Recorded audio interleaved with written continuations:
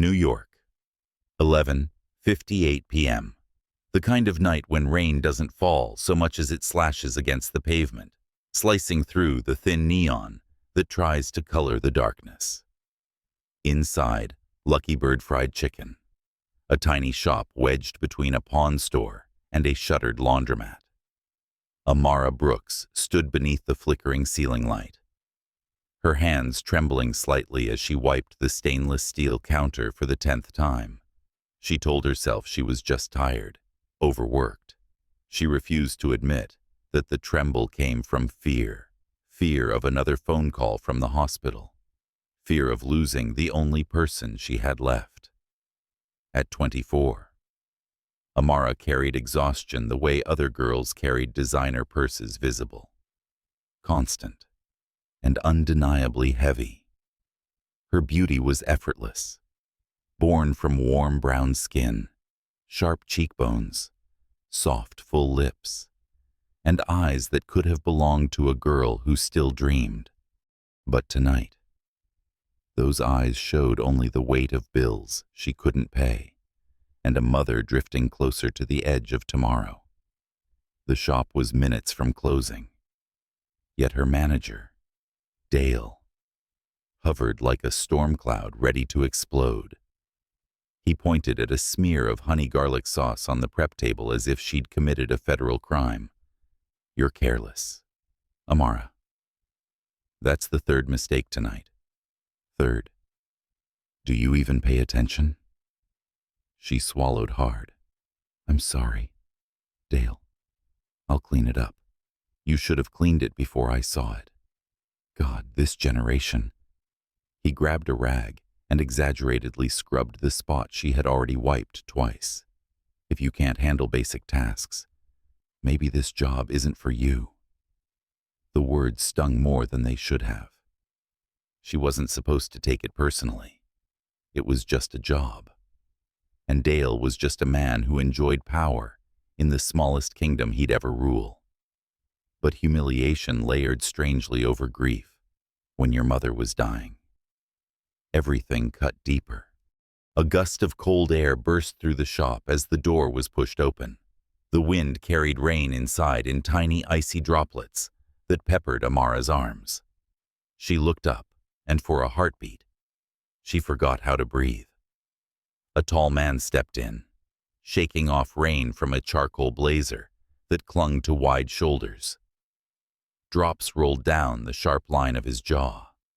His hair, damp and darkened by rain, fell slightly over his forehead. But it was his eyes that stole the room. Icy blue, unreasonably intense. The kind of blue you only see in paintings of storms at sea. He swept the shop with that cold, cutting gaze, and everything fell silent. The fryer hummed. The neon buzzed. But all of it dimmed against his presence, as if he carried a gravity of his own. Amara straightened her apron instinctively. The man was far too well dressed for this street, for this hour, for this greasy, fluorescent-lit slice of reality. A strange aura clung to him, authority, restraint, and something dangerously close to loneliness.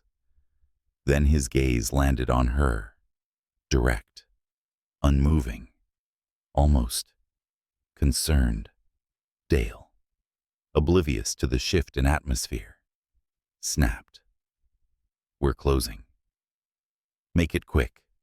The man didn't look at Dale.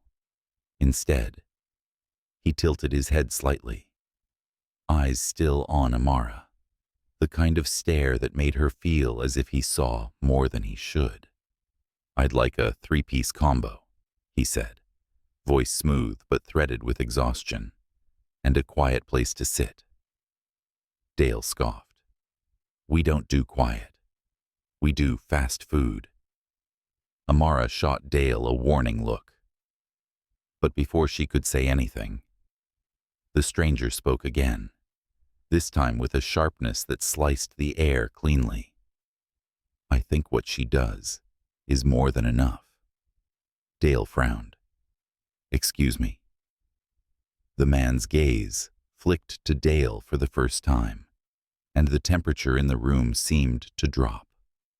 I said. He repeated, voice low. I think you should treat your employee with respect. Employee.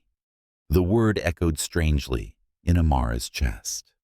Most customers didn't even look at her name tag, let alone call out her mistreatment. Dale barked an incredulous laugh. And who the hell are you to tell me how to run my shop? That was when the stranger slid something onto the counter. A thin metallic card, black, sleek, weighty. Dale picked it up, and his face drained of color. It was a black-tier elite card, the kind reserved for people who didn't ask for price tags.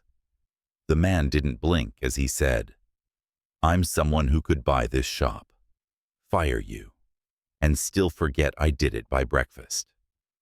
Silence cracked through the room like lightning. Dale muttered something but backed away, suddenly fascinated with reorganizing ketchup packets. Amara realized she'd been holding her breath. She forced a smile, small and nervous. 3-piece combo. Got it. When she handed him the meal, their fingers brushed.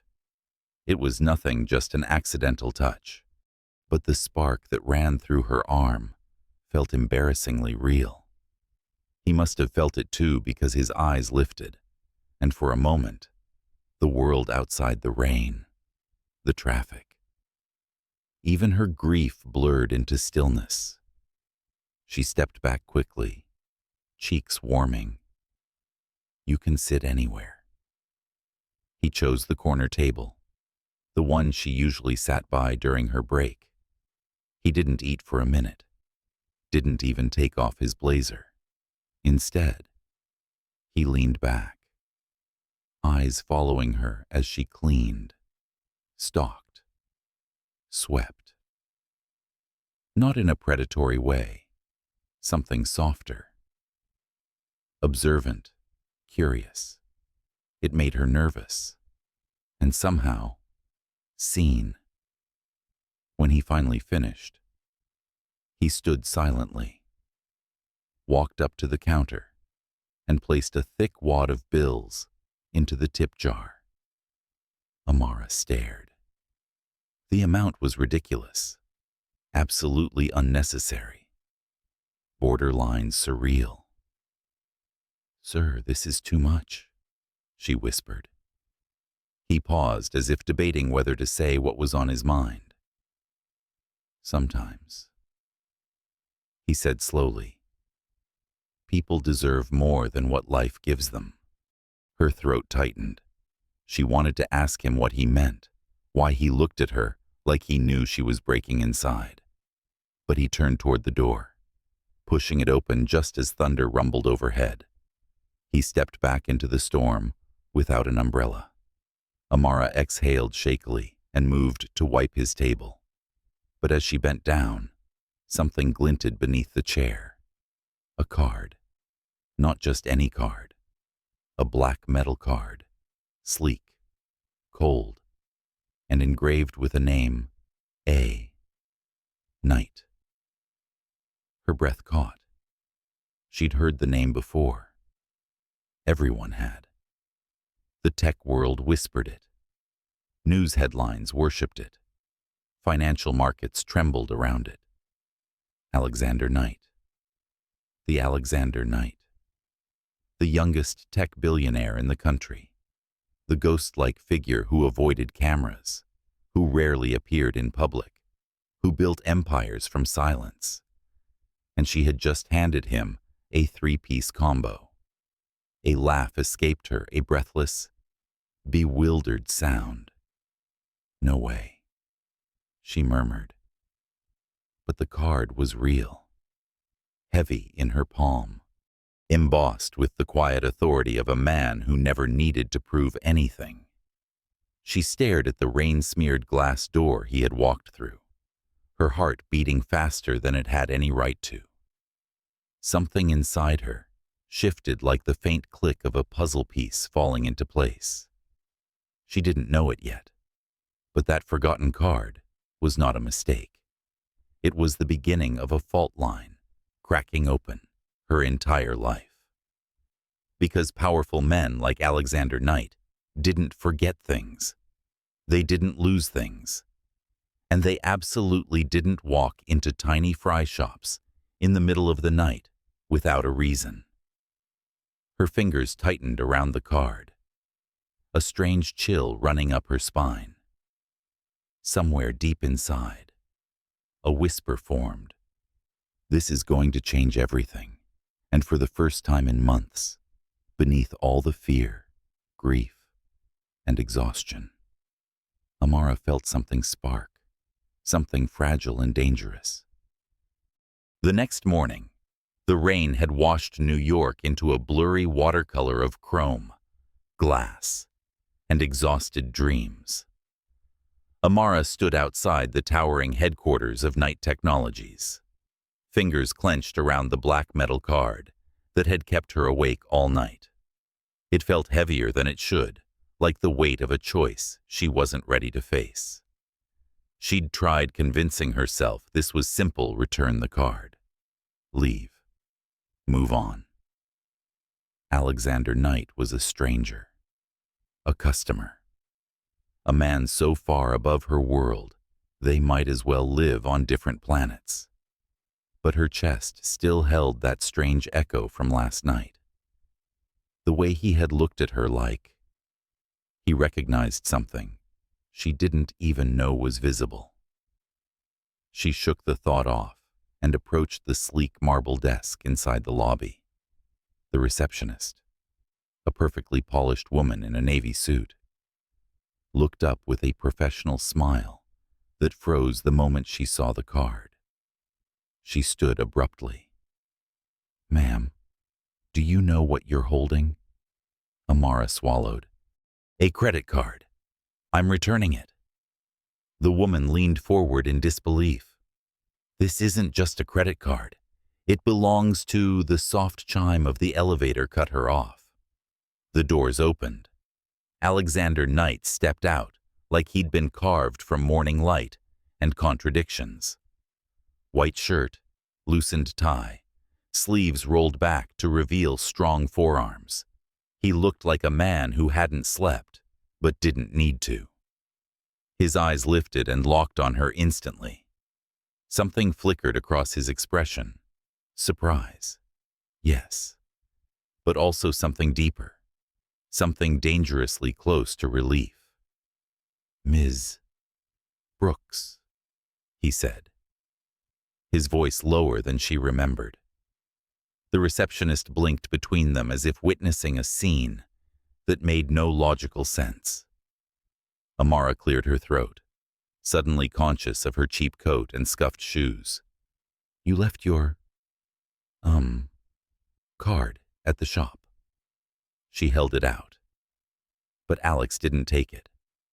Instead, he stepped closer, gaze never leaving her face. "I was going to come back for it," he said, though something in his tone suggested he'd left it on purpose. "Thank you." Then, without giving her a moment to decide, he tilted his head toward the elevators. "Come upstairs for a moment. I shouldn't. It won't take long." There was no command in his voice, but there was certainty, enough to feel like gravity, and Amara followed. The elevator ride to the 70th floor felt suspended between two worlds.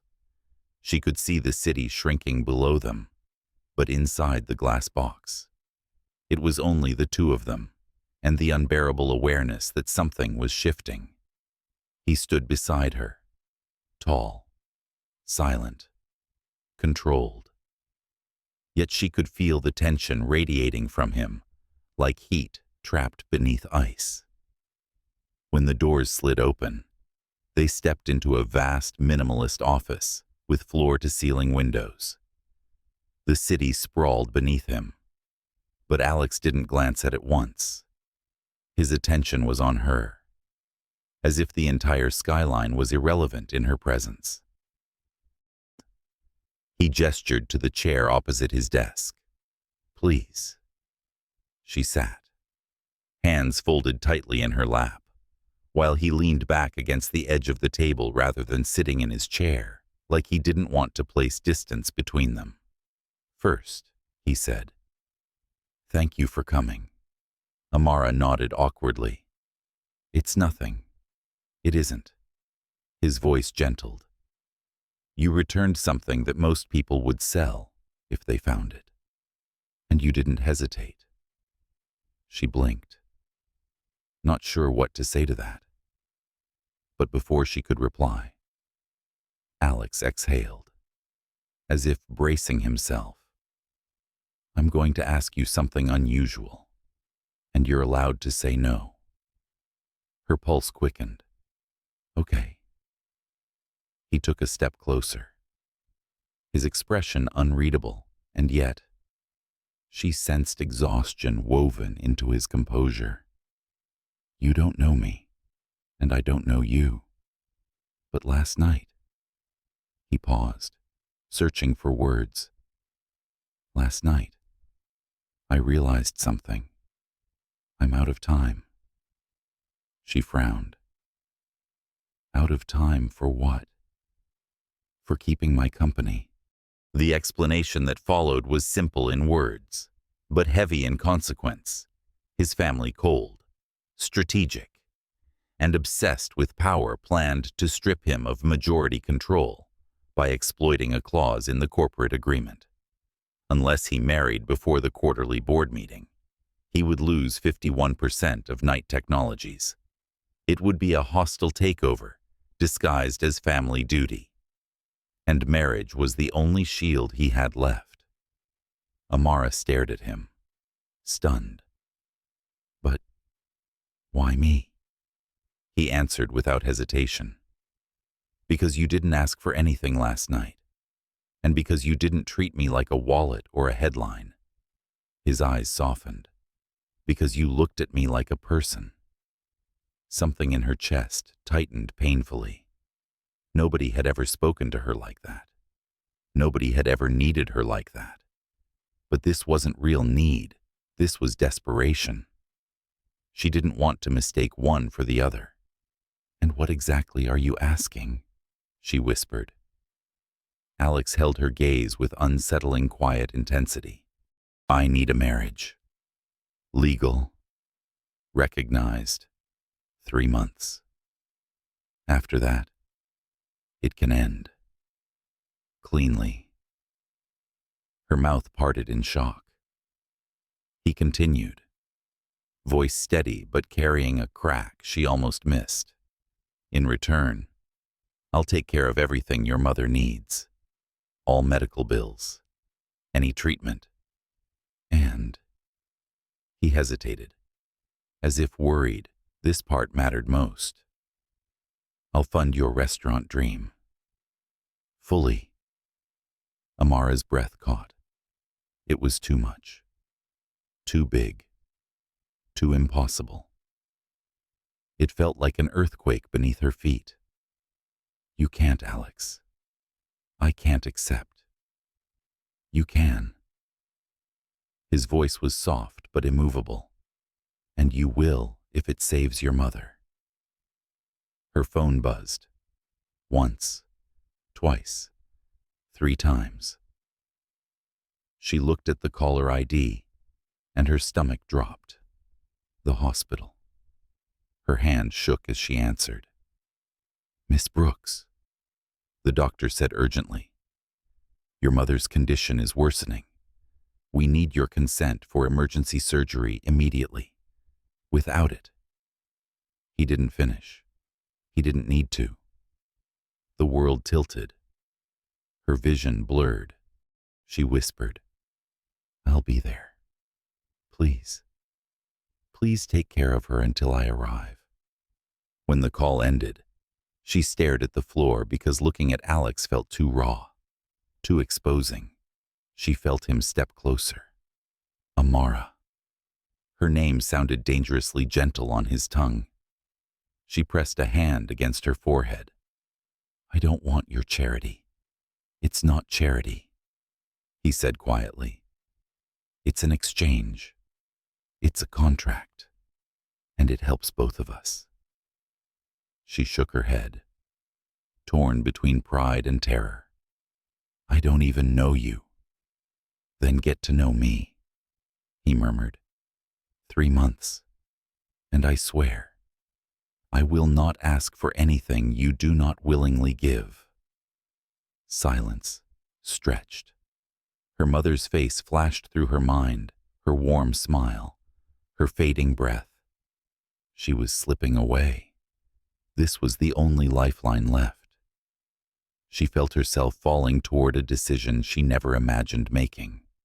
Slowly, with a voice fragile as glass, she whispered, Fine, I'll do it.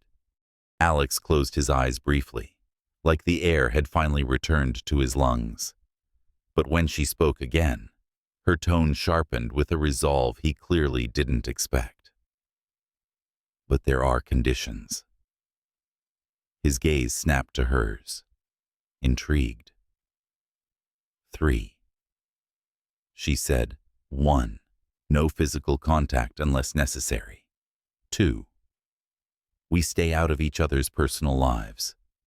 And 3. Her voice softened, weighted by something she couldn't name.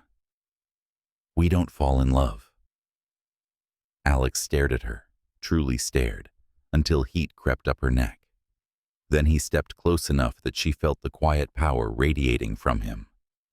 The first 2, he said softly, I can honor. He paused, his eyes searching hers with a depth that unsettled her entire being. But the 3rd, his voice dropped. I can't promise I won't break it. Her breath hitched because in that moment, she realized something terrifying. She might break it first. The day Amara moved into Alex Knight's penthouse, she realized she had officially crossed into a world that looked nothing like her own. The private elevator alone made her feel as though she was trespassing, somewhere sacred, its polished steel, ambient lighting, and silent ascent to the 71st floor, more elegant than any place she'd ever lived in her life. When the doors slid open, it wasn't the lavishness that stopped her breath. It was the immensity. The penthouse was a cathedral of glass and light, stretching outward to a skyline that could swallow her whole.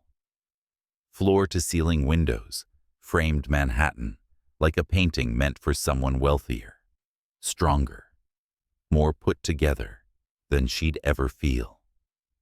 There was a rooftop pool suspended in the air, glowing against the evening sky, a kitchen spacious enough to host 3 restaurants, and sleek, minimalist furniture that practically screamed, "Do not touch unless you cost more than my car." And then there was Alex, dangerously handsome, devastatingly composed, standing at the far end of the room, sleeves rolled to his forearms, as he spoke into his phone. The city's reflection cast his silhouette in a faint glow, emphasizing the lines of a man who carried the world on his shoulders and somehow made the burden look beautiful. When he noticed her, he ended the call immediately. "Does everything look okay?" he asked, his gaze sweeping over her face as though her reaction mattered more than the penthouse itself. She nodded because words refused to form. Her life until now had been cramped apartments, rattling windows, peeling paint, and kitchens the size of his marble cutting board. This was impossible. Alex moved to help her with her small suitcase, her embarrassingly small suitcase, but she lifted a hand to stop him. "I can do it," she murmured, feeling out of place already, unwilling to be more of a spectacle. His lips curved slightly. "I know you can." He let her lead the way toward the guest bedroom, the one he'd told her she could use for privacy. "Your room is on the left," he said gently. "Mine is down the hall, right side. There's a passcode, but the penthouse is fully secure. You're safe here. Safe. She hadn't felt that in months. Yet the moment she stepped into her new room, she felt a strange mix of comfort and terror. The room was twice the size of her entire apartment back home. A king-sized bed, pristine white sheets, a private bath, a walk-in closet that would stay mostly empty, because she did not own enough clothing to fill even one shelf. Anxiety fluttered in her chest. She didn't belong here. She wasn't supposed to touch anything or break anything, or... The sound of Alex clearing his throat behind her broke her spiraling thoughts. "Before you unpack," he said, "there are a few things you should know." She turned. He leaned against the doorframe, looking far too unreal with that calm posture, the faint looseness of his tie, the softness in his usually sharp eyes. "I'm extremely organized," he said with the ghost of a smile. "I fold my shirts by color. I alphabetize my books. I prefer minimal noise, and I like the kitchen spotless." She raised a brow. "So, you're a clean freak, an efficient freak," he corrected. She rolled her eyes, and something in his expression softened, something dangerously close to fondness. "I'll try not to ruin your system," she muttered. She lasted 4 hours. 4. By nightfall, she had already left her shoes beside the couch, a jacket over a dining chair, her hair ties on the coffee table, and somehow managed to rearrange his pristine kitchen counter while trying to find a place for her spices. Alex walked in while she was elbow-deep in a bag of flour. He stared. She froze. He blinked slowly, as if deciding whether to laugh or panic. "I thought you said you'd try," he said mildly. "I am trying," she insisted. "This is me trying." He opened his mouth, then closed it. Resigned. "Okay, then I'll adapt." Something warm flickered inside her chest, something she quickly tamped down before it grew roots. That night, she cooked dinner fried chicken, the way her mother taught her, crispy, golden, aromatic. The scent filled the penthouse, slicing through the sterile perfection like a small rebellion. Alex appeared at the kitchen entrance, arms crossed, expression unreadable. "You're cooking. It's dinner," she said. He raised a brow. "My nutritionist would faint." "Well, tell him I said hi." She plated the meal and set it on the island. Alex didn't touch it. "I can't," he said. "Too greasy, too salty, too fried." She shrugged. "Your loss." She ate alone, pretending she didn't care whether he joined her or not, pretending that his small smile as he walked away didn't linger in her mind. But at 2:07 a.m., she woke to a faint sound, the kitchen light clicking on. When she peeked out, Alex stood at the counter in pajama pants and nothing else, fork in hand, devouring cold fried chicken from the fridge like a guilty teenager. She clasped a hand over her mouth to stifle a laugh. He froze mid-bite. Slowly turned. Their eyes met. Her grin spread triumphantly, caught red-handed. She whispered. His jaw flexed, embarrassed. I was checking the fridge." With a fork, he ran a hand through his hair. "Giving up? Fine. I was hungry. Hungry for unhealthy food. Don't push it." And then unexpectedly they both laughed.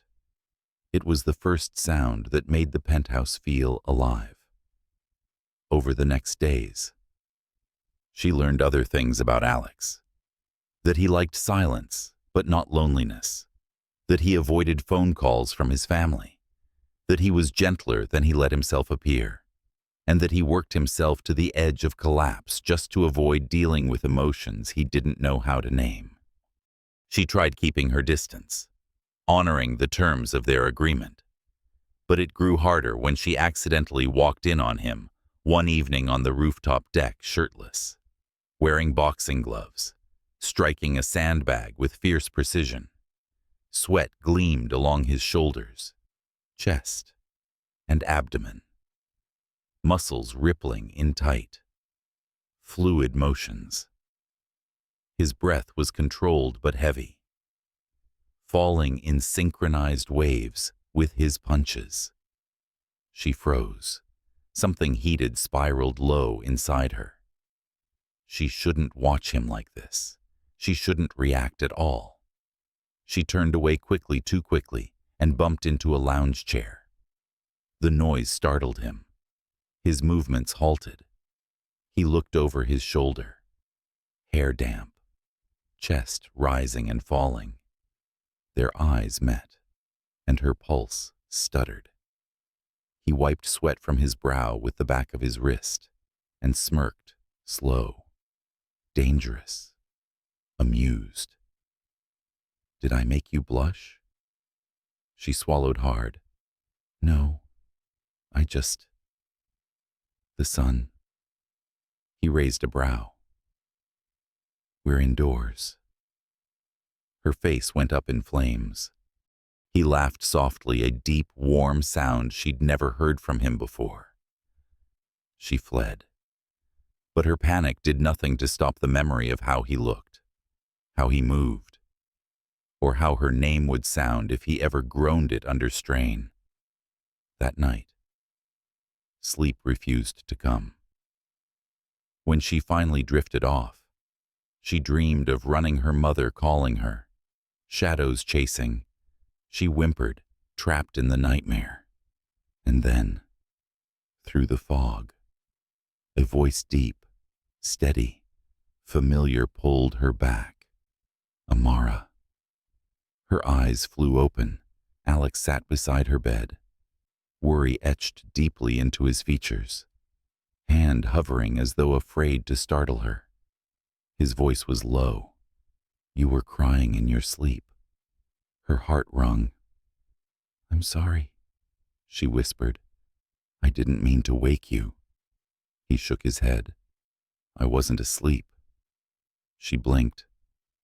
"Why were you here?" He hesitated, then reached out slowly, giving her time to pull away. When she didn't, he took her hand gently, his thumb brushing the back of it with surprising tenderness. "I heard you." She should have pulled back. She didn't. She should have reminded him of their rules. She couldn't. In his eyes, she saw cracks in his armor, cracks he never showed the world. And for the first time, her heart softened in a way she hadn't permitted since her mother fell ill. Alex's thumb traced soothing circles. "You're safe," he murmured. The words drifted into the dark like a promise neither of them understood yet. But the moment his hand held hers, Amara knew one terrifying truth. Their rules were already breaking, and neither of them was trying to stop it. The week before the grand opening of Amara's fried chicken shop unfolded in a blur of flour-dusted countertops, endless recipe testing, and sleepless nights fueled by nerves she couldn't admit to anyone, not even herself. The small storefront, tucked between a bodega and a thrift store, was nothing like Alex's polished, fortress-like penthouse. It smelled like garlic, spices, hot oil, and effort. It felt like her mother. It felt like the first thing in her life she'd truly built. a place where she might finally belong. But even dreams had shadows. The trouble started on a Tuesday afternoon when 3 men walked into her shop during setup hours. They weren't customers. They weren't delivering anything. They stood too casually, shoulders broad, tattoos peeking from collars, eyes gliding over her equipment, like sharks circling blood. The one in front, stocky, mid-40s, with a crooked grin that hinted at violence, leaned against her counter. "Nice place you got," he said, looking around with the confidence of someone who believed everything he touched belonged to him. Amara stayed still, holding her phone behind the counter in case she needed to dial 911. "We're closed today," she said, trying to keep her voice even. "Come back after opening." The man chuckled. "I didn't come for chicken, sweetheart. I came for business." She felt the chill before she understood it. What business protection?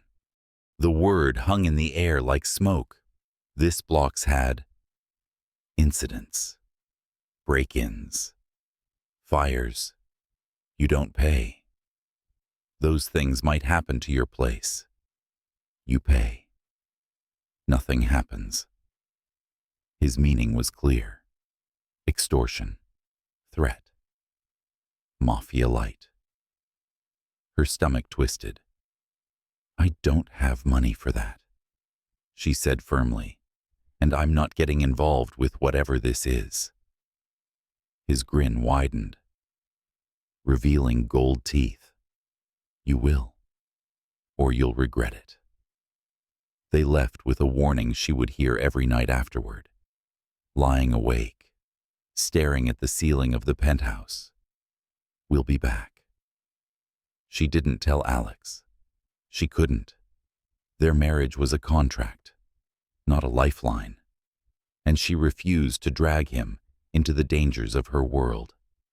He was a billionaire CEO. He fought boardrooms, not street thugs.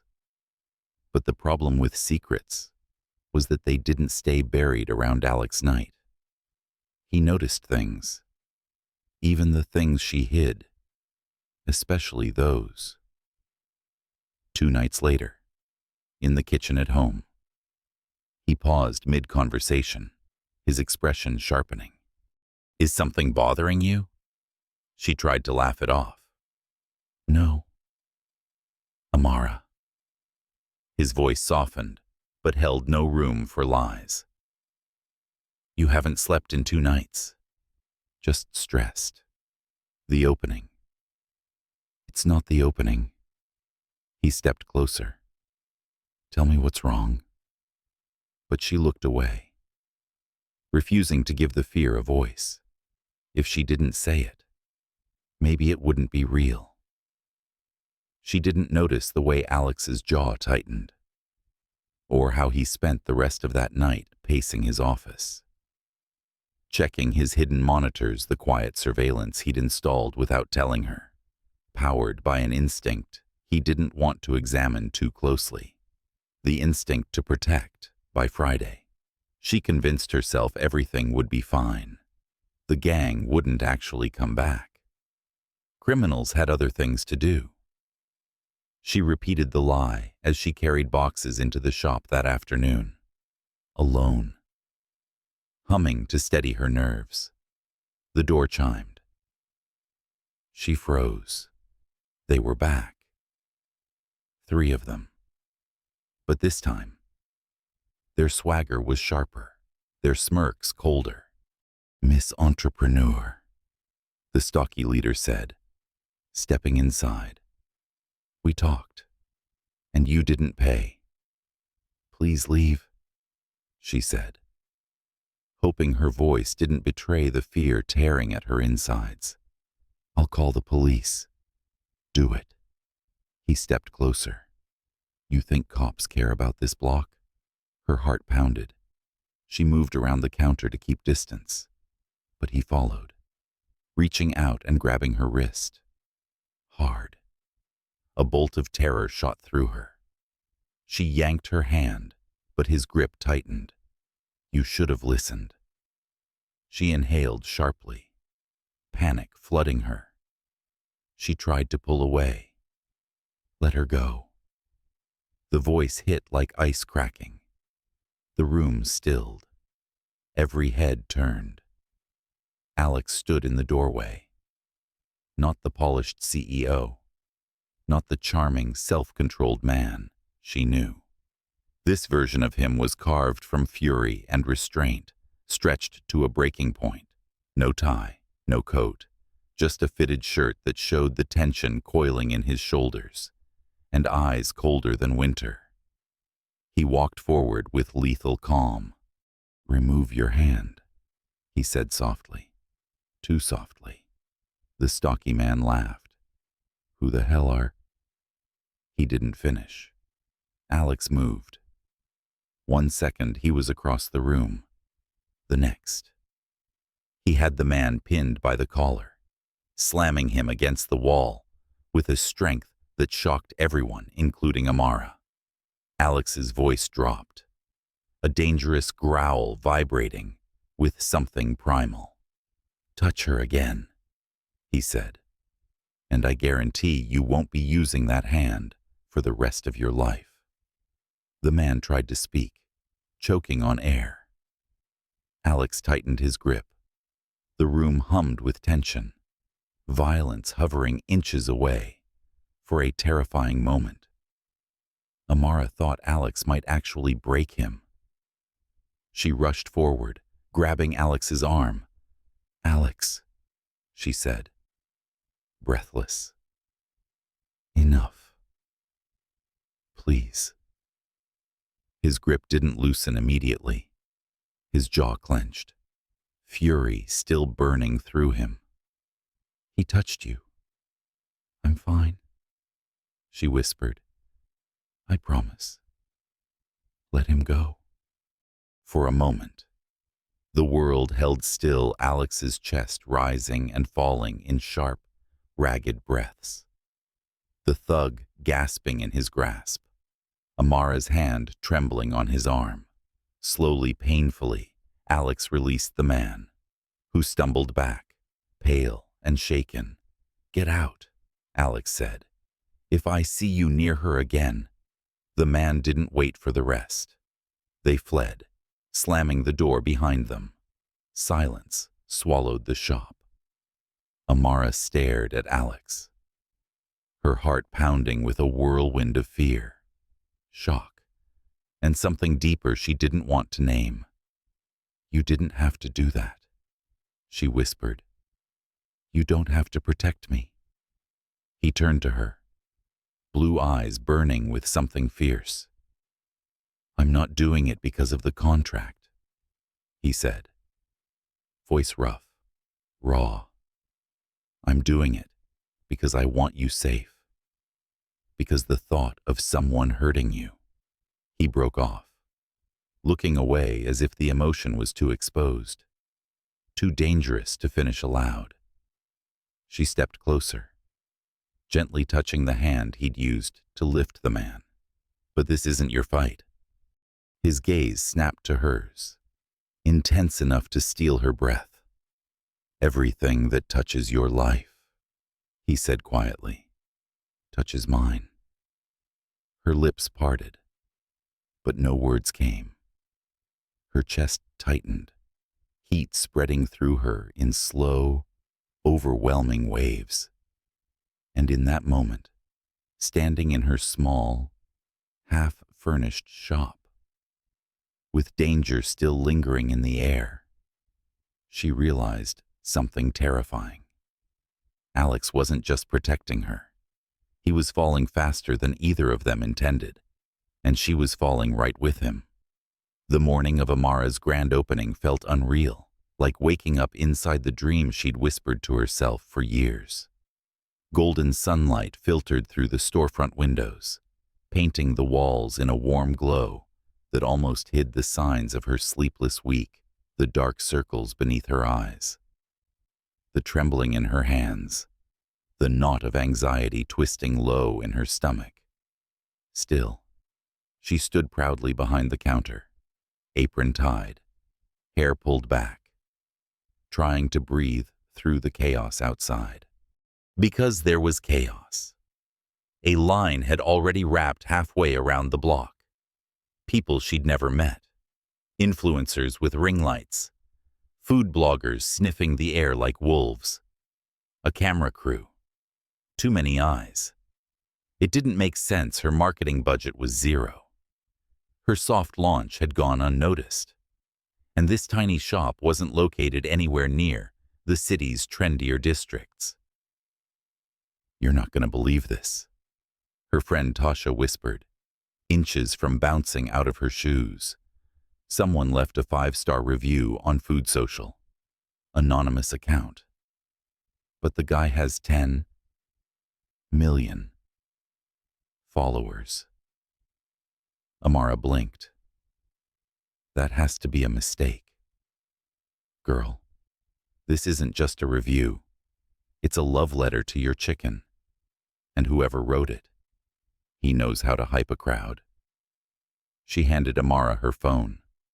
The caption read, "Worth every mile, worth every minute, worth knowing the person who made this." Amara's heart stuttered. That phrasing there was something familiar about it. Something precise. Controlled. Elegant. Something. Alex. Before she could process it, the shop door swung open, and all noise seemed to drain from the room. Alex stepped inside. No security. No assistance. Just him impossibly poised in a midnight blue suit. The kind tailored to a man who carried power like a second skin.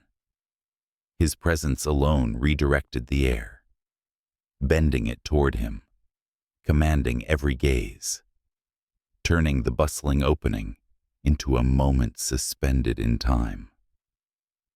But when his eyes found her, something shifted. The sharp CEO edge faded, replaced by a softness reserved only for her, a warmth that made her chest tighten. "Good morning," Isanna said, voice gentle in a way only she ever heard. The cameras noticed instantly. The influencers whispered. And before Amara could brace herself, a journalist pushed forward. "Mr. Knight over here. What brings you to this neighborhood?" Alex didn't even look at them. He walked straight to Amara. "I came to support someone important." Her breath caught. That wasn't part of the plan. They were supposed to be subtle, invisible, separate. She'd spent the entire week preparing for the opening. But nothing had prepared her for Alex being this. Too public, too sincere, too close. "You didn't have to come," she whispered, forcing a shaky smile. "But thank you." He stepped nearer, and in a move so natural, it must have been instinct. He reached out and brushed his thumb across her cheek.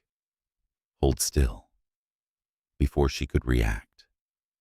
He wiped a tiny streak of oil from her skin, the one she must have missed in the rush. His touch was warm, gentle, familiar in a way it had no right to be. Cameras flashed, then flashed harder, then erupted. Tasha hissed, "Oh, girl, you're dead.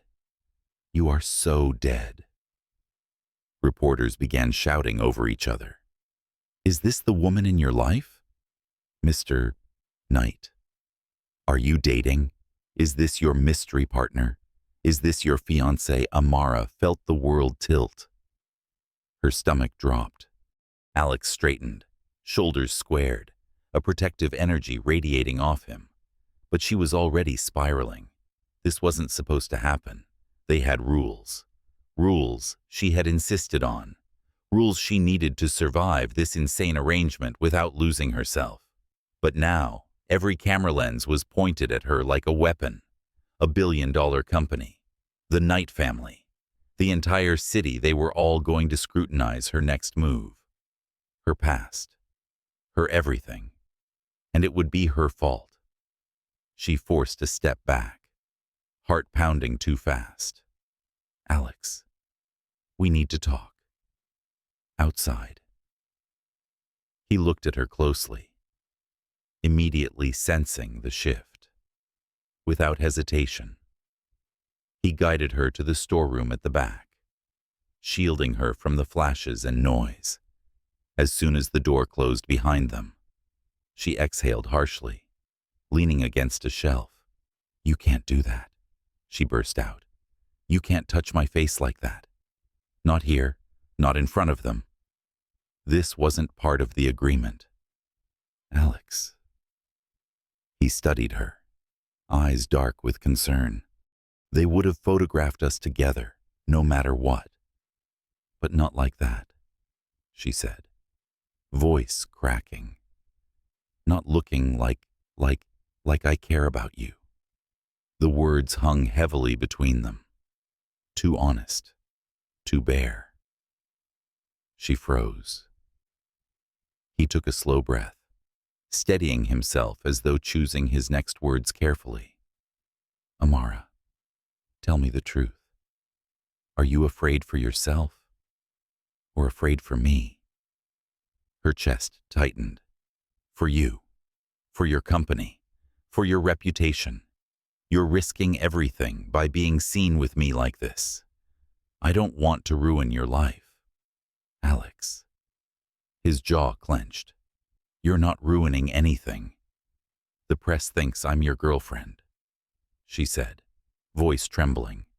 "And if the board sees this, let them," he said quietly. "I don't care what they think." She shook her head. "We need distance, public distance. I don't want you dragged into a scandal because of me. I don't want your entire world to question you. We need to be careful." Alex closed his eyes for a moment, like her words physically pained him, like they went against something deep and instinctive in him. When he opened them again, the emotion inside them made her breath falter. "The only thing that causes me trouble," he said slowly, "is how much harder it gets every day to pretend I don't care about you." Her heartbeat stilled. His admission wasn't loud or dramatic. It was soft, honest, sincere enough to make the floor shift beneath her. "Alex," she whispered. "Don't." "Why not?" he asked, taking a step closer. She didn't move away. Couldn't, because this isn't real. It can't be real. Our marriage is a contract. Nothing more. His voice dropped into something raw. It was a contract for you. Never for me. Her breath caught. A tremor moved through her chest. "Please," she whispered. "Don't say things you can't take back." His gaze lowered to her lips for a fraction of a second, then rose again, full of conflict, full of longing. "What I feel," he said softly, "isn't something I want to take back." She didn't know what to do with the truth glowing in his words, with the way her body leaned toward him, despite the panic tightening her lungs, with the way he made her feel seen and fragile and powerful all at once. But the world outside hadn't stopped. Reporters were still shouting. Customers were still waiting. Cameras were still hunting for a story. And now they had one. The city was ready to tear into the mystery woman who had stolen the attention of Alexander Knight. And as Amara looked at him, at the man who was supposed to be her temporary husband, but was becoming something far more dangerous, she understood one brutal, undeniable truth. The hardest rule to keep would be the one she'd made herself. Don't fall in love. but her heart was already slipping out of her control. And this time, Alex didn't look like he planned to let go. Amara had always imagined heartbreak as something sharp like glass, or a blade, or a lightning strike that cleaved the world in two. But the moment it actually happened, it didn't feel sharp at all. It felt slow, heavy, like drowning. The photographs arrived at dawn, the light outside still gray and timid, barely stretched across the skyline. She had been sitting at the penthouse kitchen counter, sipping tea to steady her nerves, when her phone buzzed. At first, she thought it was Tasha, or maybe the hospital with an update on her mom. But then she saw the sender an entertainment news account and the headline that made her blood run cold. Alexander Knight seen in intimate moment with supermodel ex-girlfriend. Beneath it, a photo of Alex at a private charity gala, his arm around a stunning blonde, her face tilted toward him, his head bent close, as though whispering something into her ear, and another, her hand pressed to his chest, her lips nearly brushing his cheek. The world stopped. Her tea slipped from her fingers and splashed across the counter. But she didn't feel the heat. Her eyes were glued to the pictures. Breath thin, heart collapsing in on itself. No. He would never. But her certainty cracked as she zoomed in. He wasn't pulling away. He wasn't resisting. He looked familiar with her. Comfortable. Close. Her pulse hammered painfully. The same man who had told her she was becoming important to him. The same man who had brushed oil off her cheek. The same man who had shown up at her shop like she mattered. The same man who had once held her hand as she cried in her sleep. Maybe she had misunderstood everything. Maybe she had been stupid. Maybe she had read tenderness where only convenience existed. The tremor in her chest spread like wildfire as she walked through the penthouse past the kitchen where they'd laughed at 2 a.m. Cinch past the living room where she'd teased him about his neatness. Past the hallway where he had once carried her when she fell asleep on the couch. Every echo of their time together twisted deeper. She reached their bedroom, opened the drawer where she kept her things, and there, sitting at the back of a velvet box, was the ring. The ring that wasn't supposed to mean anything, but somehow had come to mean too much. Her vision blurred. I can't stay. As she shoved clothes into a bag, her breath came unevenly, her throat tight, like something was clawing its way inside. She told herself she didn't care. She lied. She told herself she was only ending a contract. She lied again. She told herself she didn't love him. And for the first time, she couldn't force the lie to land.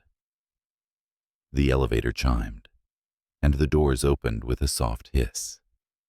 Alex walked in. He looked exhausted, tie loosened, hair mussed, shadows under his eyes. But when he saw her packing, he froze. Amara. His voice dipped, urgent. What are you doing? She couldn't speak at first. Her hands shook as she zipped the bag and stepped into the living room. She set the ring cold, accusing, final onto the glass table. The click echoed like a gunshot. His gaze dropped to it, then snapped back to her. Confusion, then alarm, then something dangerously close to fear. Amara, he said, stepping toward her. Talk to me. She lifted her chin, swallowing the burn in her throat. You needed me for the board. That's all this ever was. His expression collapsed. What? No. No. That's not. She cut him off, voice cracking. I saw the photos. His breath hitched. Photos. She shoved her phone toward him, but looked away before she could watch his reaction. She didn't want to see the truth written in his eyes. You were with her, she whispered. You were holding her. You were close. Alex stared at the images, jaw tightening. Amara, this isn't. Don't lie to me, she snapped, her voice sharper than she intended. Not now. He stepped closer, hands raised as if approaching something fragile. She showed up uninvited. My family planned it. I didn't. I wasn't. Stop. Her eyes burned. I can't listen to excuses. He froze, as if the words had physically struck him. Amara, he said quietly. Look at me. She did. But she wished she hadn't, because the pain on his face nearly undid her. He reached for her hand, but she pulled away. That hurt him more than the accusations. Do you think, he said slowly, voice thickening, that I would hold another woman and not think of you? She clenched her jaw. You don't have to think of me, Alex. This marriage was temporary. A contract. His chest rose sharply, anger and despair swirling beneath the surface. It stopped being a contract the moment I met you. She swallowed hard. I don't believe you. Then you don't know me at all. Maybe I don't, she whispered, tears slipping free despite her efforts. Maybe I only knew what I wanted to see. He took a step closer, desperation softening his voice. You're making assumptions based on a photo. I'm making them based on history. She shot back. On your world. On the people you choose. On the women you used to date, women who look like they belong next to you. He blinked, stunned. And you think you don't? She stiffened. I think I'm the easiest person to replace. Something inside him snapped something quiet, but devastating. Amara, listen to me, he said, his voice raw. I didn't touch her the way I touch you. She flinched. Alex, enough. Her voice dropped to a whisper. The worst part isn't the photo. It's that I started to. She swallowed, then forced herself to finish. I started to fall for you. Alex inhaled sharply, like her confession had cut straight through him. His eyes softened with shock, then something deeper, something primal, something that matched the feeling twisting violently in her chest. Amara. He breathed, his voice breaking.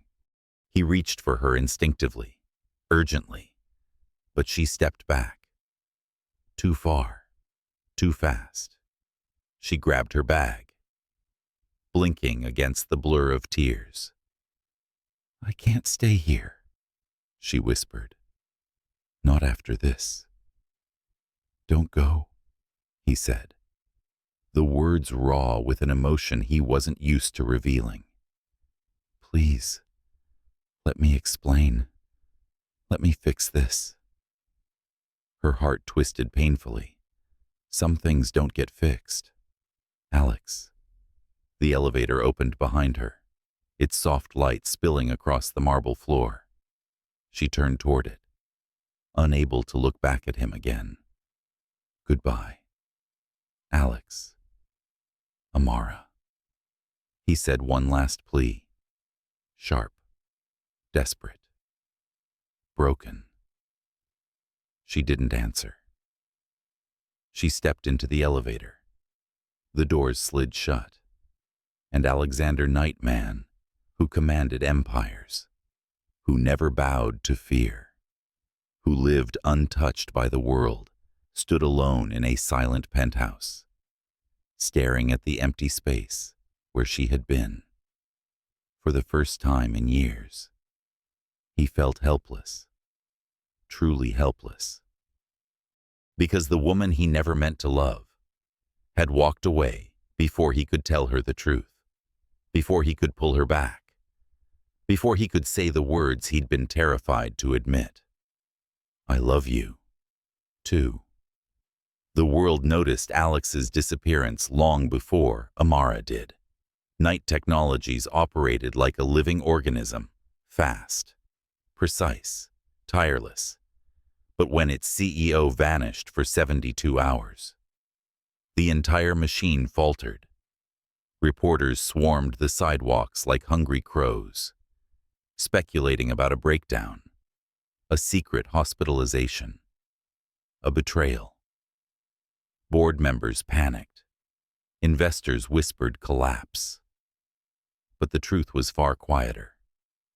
Buried behind the tinted glass of his penthouse, where Alexander Knight sat alone, lights off, blinds drawn, a single untouched glass of scotch sweating on the coffee table. He hadn't slept. He hadn't eaten. His phone died somewhere on the floor. He didn't care enough to retrieve it. He just sat there, half in shadow, half in memory, replaying the same scene on a loop. Amara walking away, her voice trembling, her eyes shining with tears she didn't let him wipe away. The elevator doors closing like a sentence being passed. And worse, the look she'd given him before they shut. The look that said she saw him as a stranger again, as someone who didn't deserve her trust. He didn't know pain like that existed. Not even betrayal from his family had cut so deep. Because betrayal from them was expected. Pain from them was familiar. But pain from her someone he had led into places no one else had ever reached felt like a blade twisting in the softest part of him. On the third night, he finally spoke aloud to the empty room.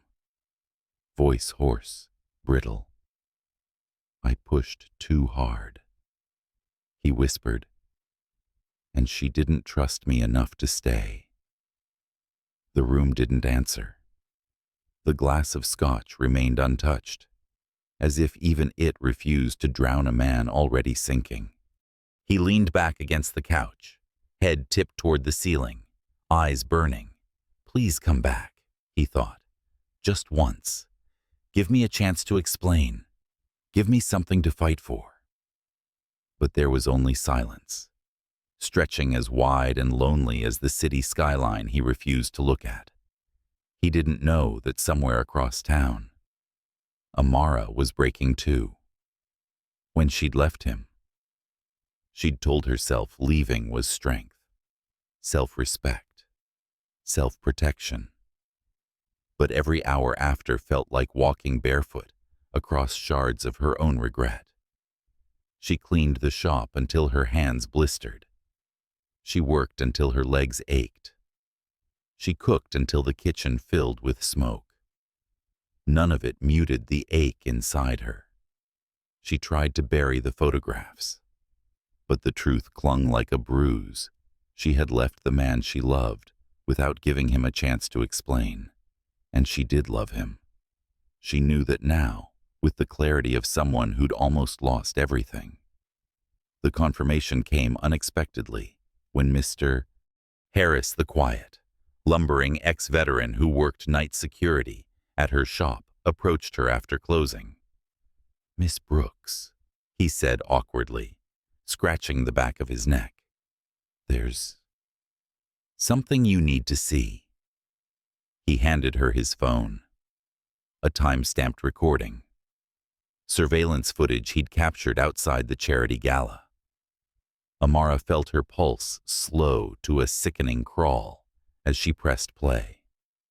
The blonde woman from the photos stood outside the hall. A man she recognized, a Knight family advisor, handed the model an envelope.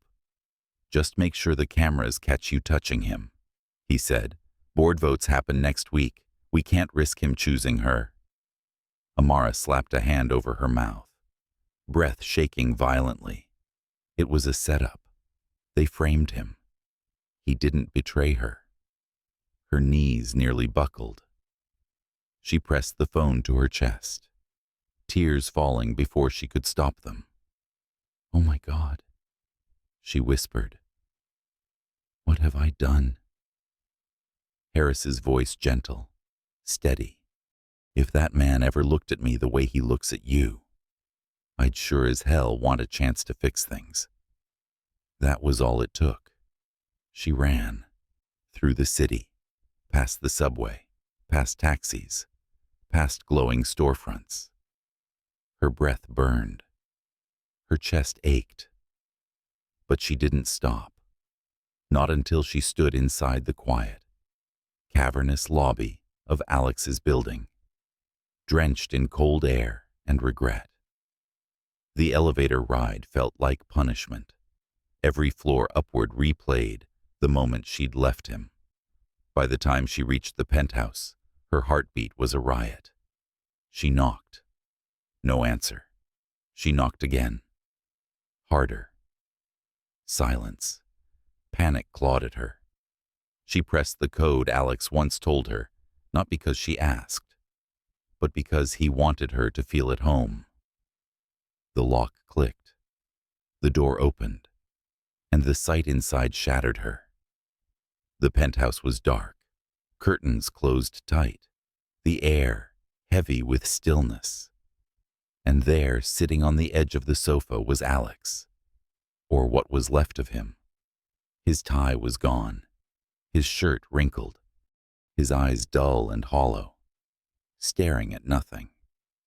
There was a fine stubble on his jaw, shadows beneath his eyes, exhaustion in every line of his body. When he lifted his gaze and saw her standing there, something flickered across his face.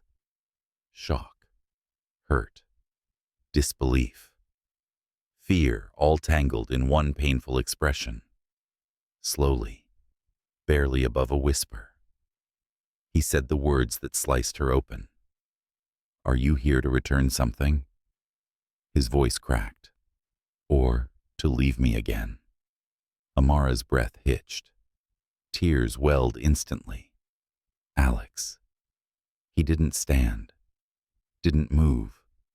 His fingers curled around the armrest until his knuckles whitened. "I begged you not to go," he murmured, voice raw. "You didn't listen."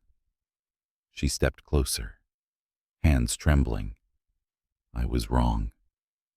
He let out a broken laugh, empty, humorless.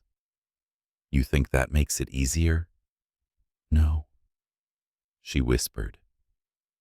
"But you deserve the truth, the real truth. Not the lie I believed." Tears blurred her vision. "That woman was paid by your family. They staged everything." His jaw clenched, eyes closing for a long, painful second. When he opened them, they were colder yet glimmering with something fragile. "You found out?" "Yes." She took another step. "I'm sorry I didn't trust you. I'm sorry I ran." Her voice trembled on the last word. Alex finally rose from the couch slowly, like the weight of the past 3 days clung to his bones. He walked toward her in measured steps, stopping just inches away. His eyes searched hers, deep and wounded. "Do you know what it felt like?" he whispered. "To watch you walk away and know there was nothing I could say to make you stay." Her throat tightened painfully. "I should have stayed. I should have listened." "You should have looked at me," he said, voice breaking. Just once. She choked on a sob. Alex. His hand lifted tentative, hesitant, then finally touched her cheek, brushing away a tear with the gentleness of someone afraid she might vanish again. Don't leave me again, he breathed. She leaned into his touch, eyes closing as the dam inside her finally collapsed. I won't, she whispered. Not ever again. And in the dim quiet of the penthouse, surrounded by everything they almost lost, Amara felt his forehead rest against hers, soft, trembling, desperate. In that fragile, trembling moment, she understood something with absolute certainty. There was no world contract or not where walking away from Alexander Knight would ever be possible again. Because the place she had feared the most was exactly where she belonged, in his arms. The night the gang returned began like any other quiet, uneventful, almost deceptively calm. Amara had stayed late at the shop, wiping down tables and prepping ingredients for the next morning's rush. The soft hum of the refrigerator and the rhythmic flick of her sponge were the only sounds, steady enough to numb her thoughts. She needed numbness. Since reconciling with Alex 3 days ago, her heart had been in a constant state of flutter, too warm, too full, too scared. Loving him felt like leaning over a cliff edge, trusting the wind not to let her fall. But she didn't regret returning to him. She regretted only how close she'd come to losing him. She was thinking about that quiet moment in his arms, foreheads touching, breath shared when the shop lights flickered. Once, twice, then died. Great, she muttered, rubbing her arms as the sudden darkness chilled her skin. She reached for her phone, but before she could turn on the flashlight, she heard its footsteps. Heavy, unhurried, purposeful. Her pulse spiked. Hello. No answer. A metallic click sounded behind her, the unmistakable slide of a lock being turned. Her stomach dropped. The lights snapped back on. She winced at the brightness, then froze. 3 men stood between her and the exit, the same gang, the same cruel grins. But this time, their presence felt darker, hungrier, vibrating with the promise of violence. Well, the stocky leader said, stepping forward. Miss Fried Chicken herself. Amara backed away, heart hammering. We called the police last time. You should leave. He laughed. You think they'll get here before I get what I came for? What do you want? You didn't pay protection fees, he said. So now you're going to pay another way. Cold fear crawled up her spine. She reached into her pocket, fingers trembling as she dialed 911, but one of the men snatched her phone and tossed it across the room, smashing it against the wall. She gasped. There, the leader said. Now we can talk without interruptions. 2 men moved, circling her, backing her toward the prep table. Her breath turned shallow, panic rising like a tidal wave crashing against her ribs. She scanned the shop for anything she could use as a weapon, a strategy, a way out. Nothing. She was trapped. The leader reached out and grabbed her arm, hard, fingers bruising her skin instantly. She inhaled sharply. Let go. Oh, I'll let go when... The front door exploded inward. A single kick. Wood splintering. Hinges screaming. And then, Amara Alex burst through the wreckage like the storm she'd always sensed lived beneath his calm exterior. His chest rose and fell with ragged breaths. His hair was mussed from running.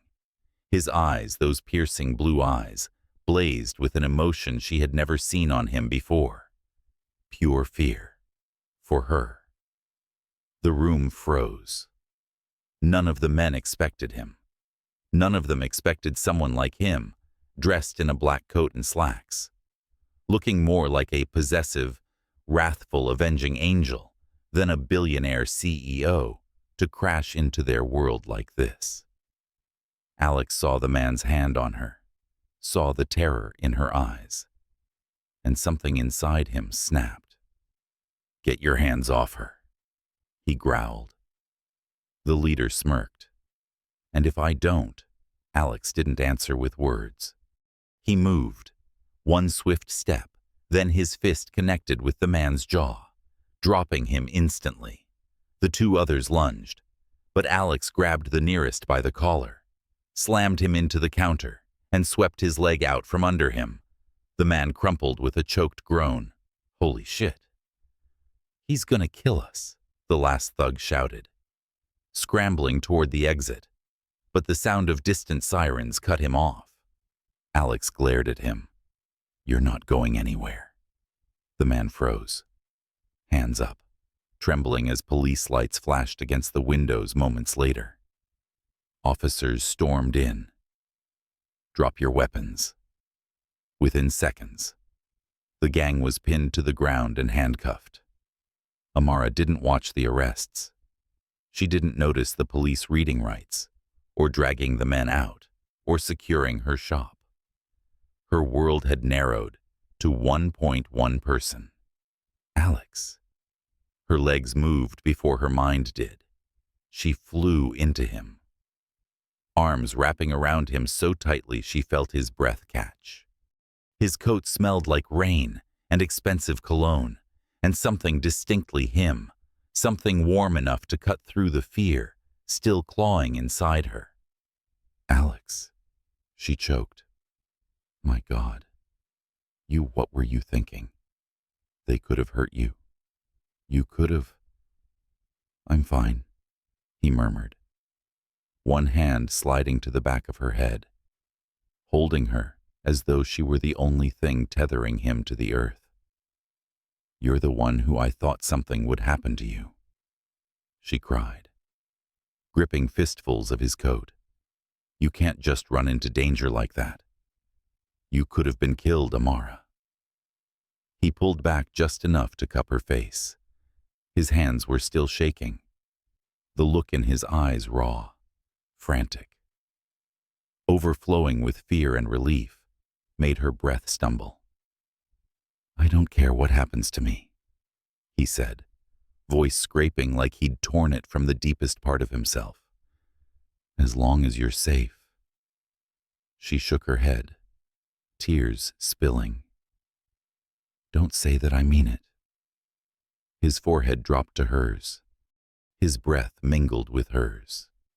His hands framed her face like she was something breakable, precious, irreplaceable. "Amara," he whispered, voice trembling. "I thought I lost you once. Tonight, I almost lost you again. I can't." He swallowed hard. "I can't survive that." Her chest caved. She felt the truth vibrating through him. The panic, the desperation, the love he didn't know how to speak, yet couldn't hide. "Alex." His thumb brushed her cheek, wiping away a tear. "I came the second I saw the feed," he said. "I installed that system because I couldn't sleep without knowing you were protected. When I saw them lock you in," his breath broke. "It was the worst moment of my life."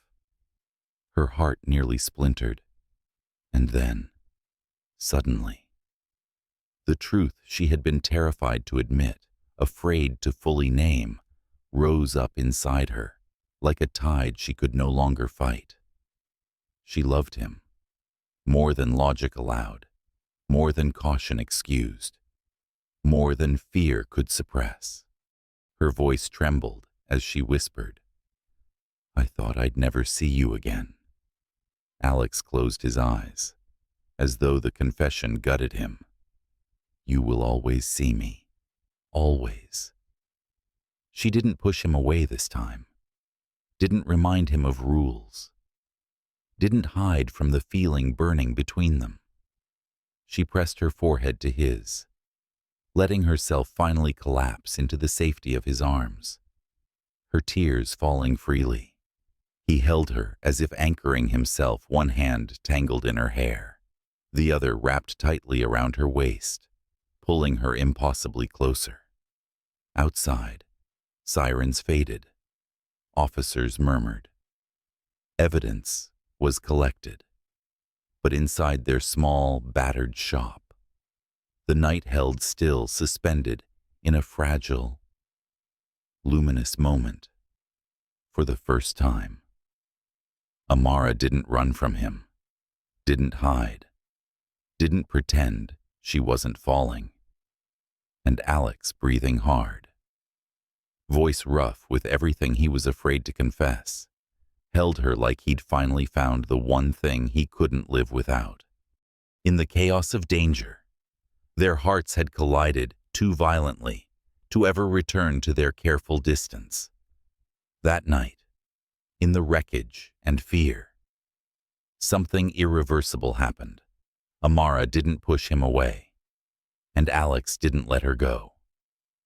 1 month later, New York felt different, brighter, louder, more alive, as if the city itself sensed something new unfolding between its steel and glass veins.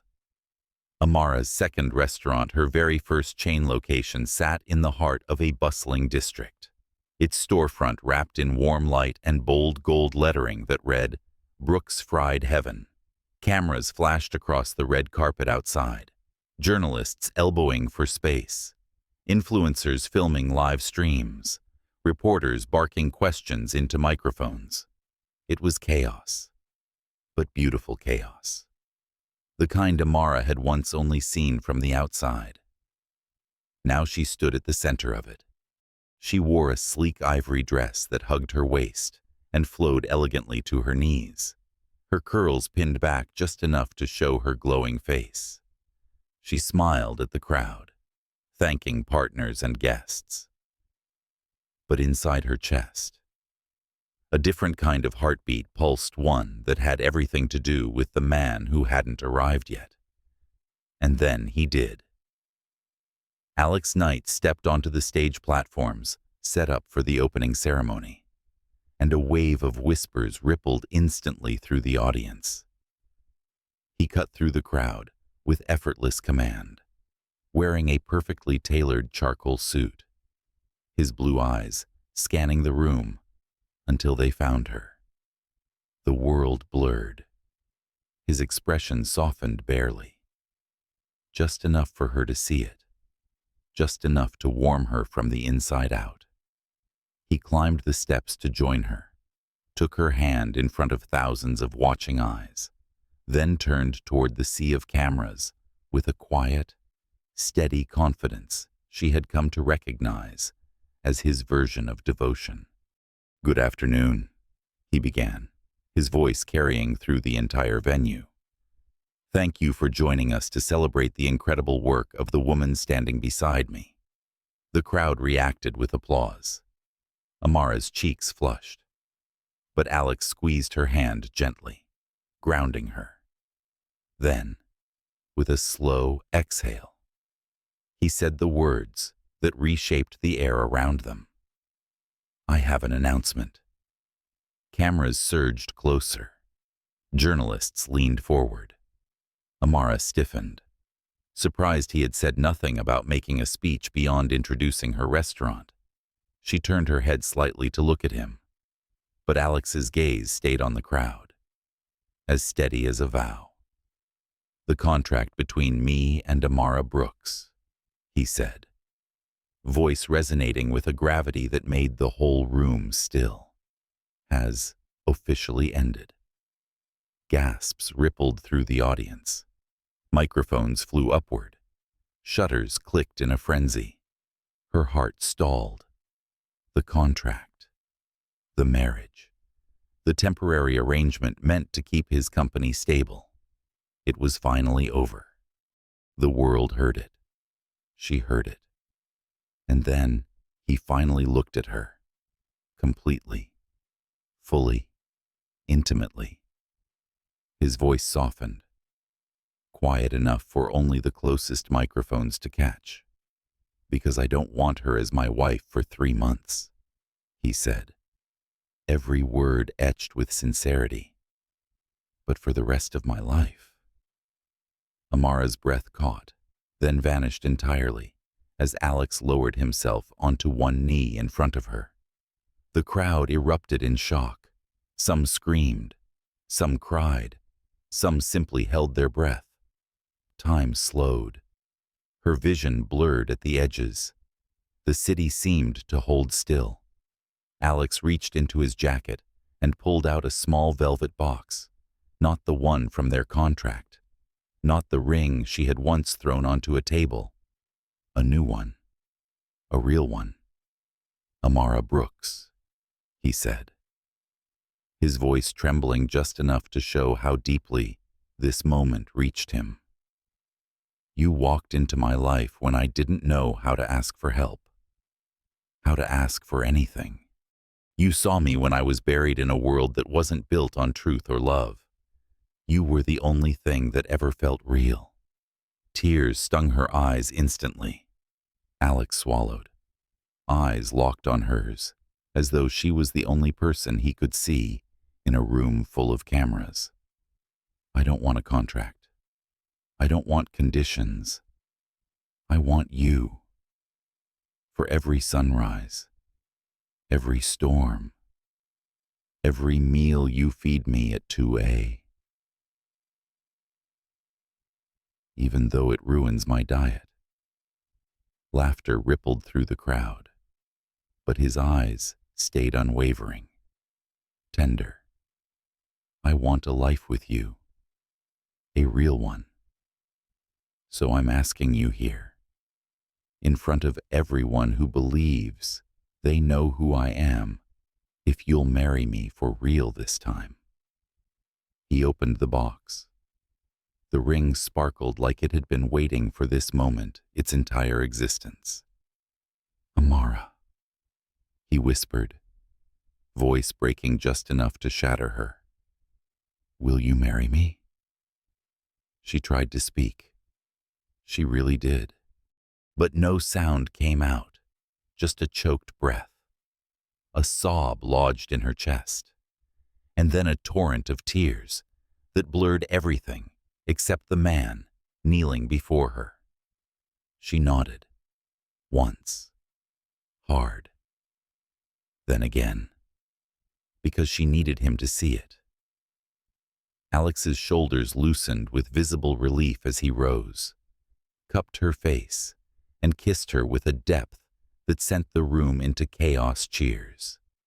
Applause. Flashes. People shouting their congratulations as though witnessing the climax of a romance they had secretly rooted for. Amara melted into him, her tears warm against his mouth, her hands gripping his jacket like she'd fall apart without him. When they pulled apart, breathless and glowing, Alex pressed his forehead to hers, whispering through the noise, "No more contracts." Her lips quivered into a smile. Just love. The next 3 years unfolded like a dream written with both grit and tenderness. Amara opened 12 thriving restaurant locations, each one more successful than the last, her brand becoming synonymous with comfort and authenticity across the country. Alex earned the affectionate title, America's Most Devoted Billionaire Husband, a name the media used half-jokingly, but the public claimed wholeheartedly, because every interview, every event, every glimpse of him showed a man utterly, unapologetically in love with his wife. And then came the softest miracle of all, a baby girl with Amara's curls, Alex's piercing blue eyes, and a laugh that could stop them both in their tracks. They named her Eliana Hope Knight, because she was everything their hearts had hoped for without knowing how to ask. At night, after the baby fell asleep, Alex would wrap an arm around Amara as they watched the city lights together from their penthouse, no longer symbols of distance or power, but of a world they had conquered side by side. One evening, as she rested her head on his shoulder, she whispered, "Can you believe we started with a contract?" Alex kissed her forehead lightly. "We started with fate," he murmured. "The contract was just my excuse to keep you close." She laughed softly. "You didn't need an excuse." His voice dipped into something deeper, warmer. "No, I just needed you." And as New York glowed beneath them, as their daughter slept peacefully in the next room, as 12 restaurants carried Amara's name, and Alex held her tightly, like she was the only truth he'd ever known, they both realized something simple and unshakable. The fake marriage had vanished. The fears had quieted. The walls had fallen. What remained was real, fierce, eternal. Their love, their family, their future, their forever.